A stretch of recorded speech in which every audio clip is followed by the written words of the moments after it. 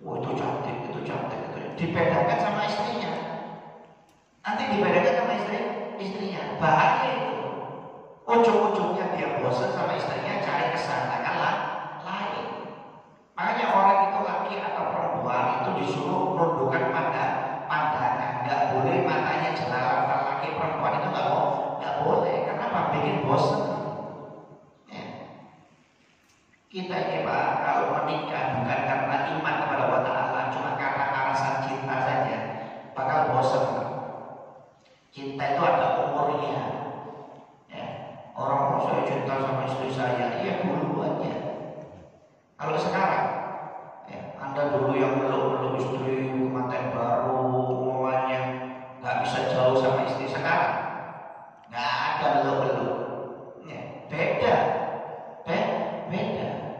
Kenapa? Karena mulai awal itu kadang-kadang niatnya salah. Ya. Kalau dia menikah karena iman itu bisa menimbulkan cinta.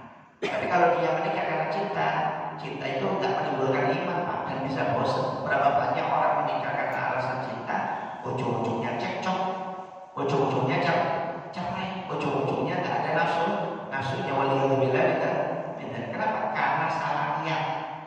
Ya. Orang kalau niatnya menikah karena iman, kemudian jaga pandangan, insya Allah walaupun sampai tua sama istrinya itu hubungannya harmonis rumah tangganya. Harmonis. Ya. Walaupun dalam urusan nafkah batin bakal tenang. Karena apa? Karena niatnya betul. Ya. Oleh karena itu ya hati-hati. Ya. Jaga pandangan. Ya. Kalau nggak sengaja apa-apa. Karena kata Nabi Muhammad kan, apa yang menjadi pandangan pertamamu adalah hadiah. Yang keduanya haram. Cuma yang pertama jangan lama-lama. Mentang-mentang yang pertama gratis, nggak dosa, kemudian 10 menit melihatnya, ya sama aja. Ini cuma sekilas saja. Maksudnya sekilas pandangan pertama sekilas. Habis itu nggak boleh, hukumnya haram.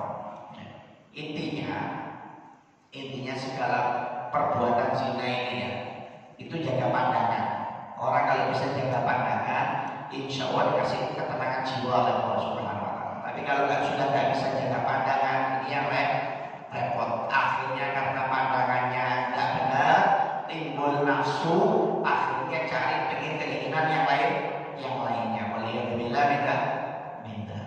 Ya, bahaya. Intinya zina ini haram. Bahkan orang yang berzina itu halal untuk dibunuh kalau dia sudah berkeluarga. Saking besarnya dosa zina. Ya. Sampai pernah ada suatu sahabat minta izin berzina dengan Nabi Muhammad. Jadi pas pengajian ada sahabat angkat-angkat, ya Rasulullah, izinkan saya berzina. Sahabat yang lainnya sudah ngamuk, sudah marah. Ini omongan apa? Gak pantas omongan seperti ini. Cuma kan pemuda ini gak paham. Ya, minta izin dengan Nabi untuk zina. Kata Nabi Muhammad, gak usah. Suruh maju pemuda itu. Mana yang tadi tanya? Suruh maju kata Nabi.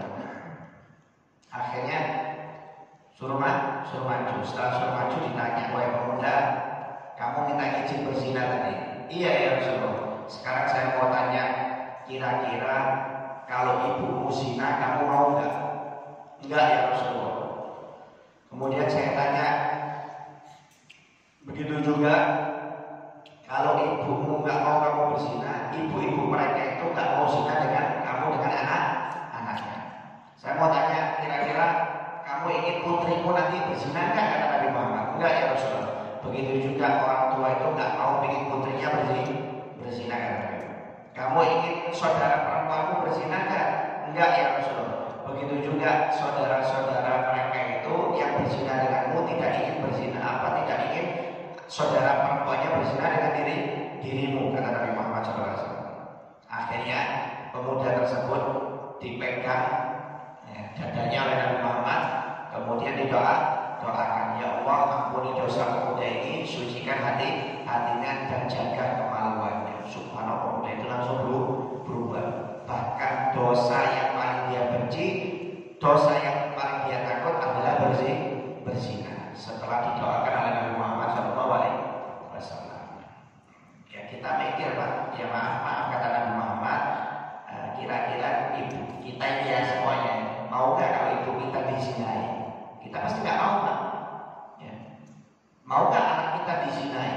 Mau nggak saudara kita dizinai? Kalau nggak mau anak kita dizinai, cucu kita dizinai, saudara kita dizinai, ibu kita dizinai, jangan menzinai orang lain. Orang lain juga sama nggak mau, Pak.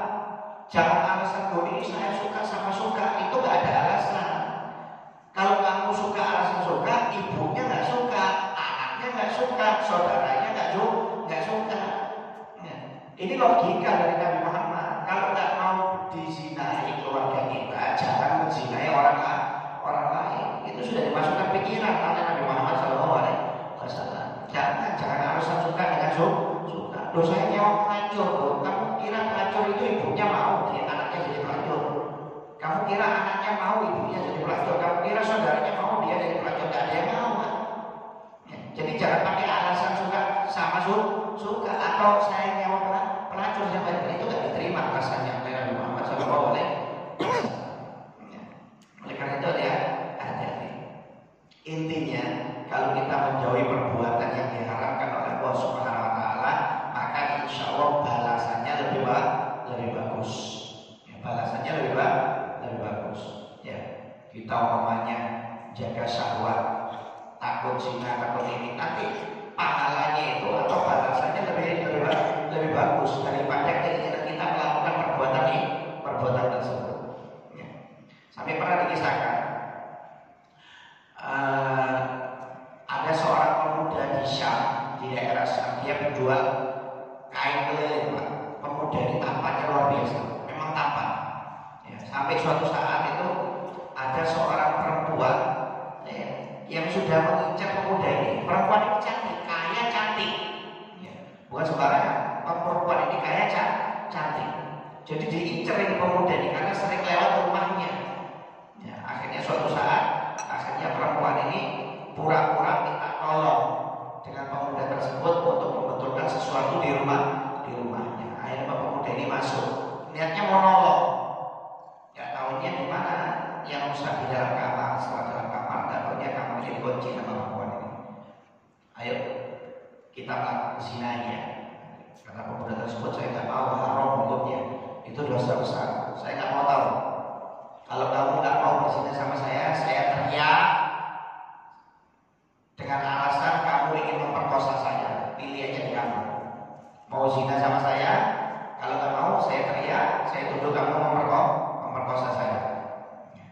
Bingung pemuda ini. Ya, pemuda ini memang orang yang soleh, cari akal dia, Pak. Akhirnya dia menemukan caranya, sudah, saya siap sudah, saya mau, tapi dengan syarat saya mau ke kamar mandi dulu. Oh ya sudah, dipikir-pikir perempuan ini mau siap-siap.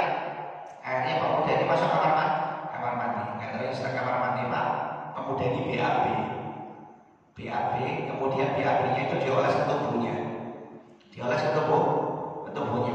Saking takutnya perbuatan zina ini, dioles ke tubuhnya ini BAB-nya. Pernah coba nggak? Ini dioles ke tubuhnya sama pemuda. Setelah dioles dari tubuh, keluar dari kamar mandi. Sekarang saya sudah siap. Perempuan ini langsung teriak karena baunya gila. Kamu ini pemuda gila, keluar dari rumah saya, keluar cepat. Akhirnya diusir. Pemuda ini selamat. Siapa yang nafsu pakai BAB? Ya maaf, orang kalau sudah nafsu kena kentut aja hilang nafsunya, apalagi kena BAB. Ya. Ini langsung diusir sama perempuan tersebut. Akhirnya keluar. Ya. Akhirnya pemuda tersebut dihina sama orang-orang dengan bau yang nggak enak. Dihina oleh warga, dibersihkan berhari-hari, Pak. Zaman dulu itu nggak ada sabun, itu dibersihkan berhari-hari. Baunya pemuda itu nggak tetap bau BAB, tetap bau berminggu-minggu baunya pemuda itu sampai dihina oleh warga sekitar. Subhanallah.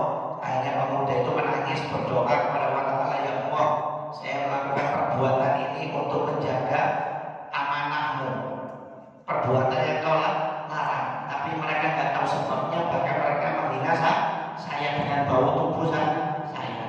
Akhirnya subhanallah, setelah berdoa seperti itu dia tidur, bangun tidur, keringatnya itu keluar parfum terus sampai meninggal bau parfum, sampai dipanggil dengan pemuda parfum, sampai meninggal baunya wangi terus. Setiap keluar keringat Pak, baunya parfum. Subhanallah. Dibalik oleh Allah Subhanahu wa Ta'ala yang dulunya dihina oleh warga karena bau BAB, ya, akhirnya dibalik keluarnya bau parfum. Ya. Jadi julukannya itu Syabut Toy. Julukannya apa ya? Intinya pokoknya pemuda yang harum. Sampai meninggal tetap baunya harum. Karena apa? Karena menjaga perintah Allah Subhanahu wa Ta'ala. Ya. Oleh karena itu intinya hati-hati, jaga keluarga ini, jaga keluarga kita. Ya. Dari perbuatan-perbuatan yang diharamkan oleh Allah Subhanahu wa Ta'ala. Mendekati saja tidak boleh, apalagi sampai melakukan perbuatan tersebut. Waliyadzubillah minna. Nanti insya Allah pertemuan yang akan datang kita bahas masalah selanjutnya itu, ya, masalah membunuh dan hukum murtad. Ya. Kan di sini dijelaskan tidak halal dalam seseorang kecuali di tiga untuk dikucurkan, karena perbuatan zina, kemudian karena membunuh, dan yang ketiga karena murtad. Nanti kita bahas tentang pembahasannya. Ya, mudah-mudahan ya keluarga kita, diri kita dijaga oleh Allah Subhanahu wa Ta'ala dari hal-hal yang diharapkan oleh Allah Subhanahu wa Ta'ala, dan mudah-mudahan menjadi orang yang selamat dunia akhirat. Amin ya rabbal alamin. Mungkin sedikit yang bisa saya sampaikan. Jika ada kesalahan atau kekurangan, sekali lagi mohon maaf.